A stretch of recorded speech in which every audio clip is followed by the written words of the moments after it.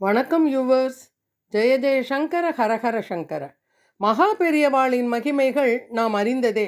பெரியவா பற்றிய பெருமையான பல செய்திகள், அனுபவங்கள் தினந்தோறும் முகநூலிலும் வாட்ஸ்ஆப்பிலும் படித்து தெரிந்து கொண்டிருக்கிறோம். அவற்றில் சிலவற்றை அனுபவிக்கலாம் வாருங்கள். படித்ததில் பிடித்தது. பெரியவா சரணம். ஜெய ஜெய சங்கர ஹரஹர சங்கர. ஏகாதசி அன்று அம்மாவும் துவாதசி அன்று அப்பாவும் காலமான விஷயம் பெரியவாளுக்கு எப்படி தெரிந்தது? பெரியவாளை தரிசிக்க தஞ்சாவூரிலிருந்து காஞ்சி மடத்திற்கு 65 வயது முதியவரும் அவரது மனைவியும் வந்தனர்.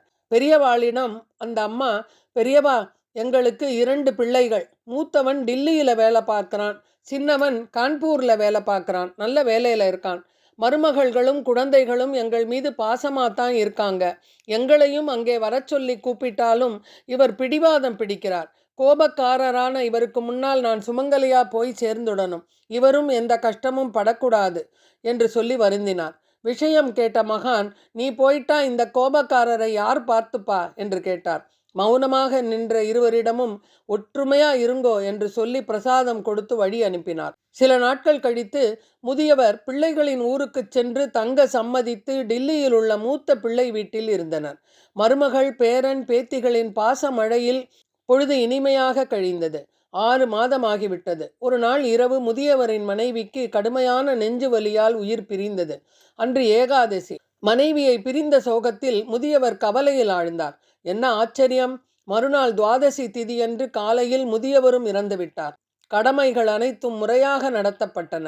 2 ஆண்டுகள் கழித்து மூத்த மகன் காஞ்சி மடத்திற்கு வந்து பெரியவாளை தரிசிக்க வந்தார்.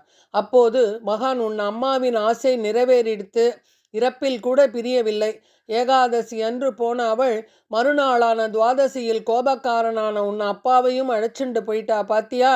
பிதுர் கடமையை விடாம செய்துண்டு வா, உனக்கு ஆசி அளிப்பா என்றார்.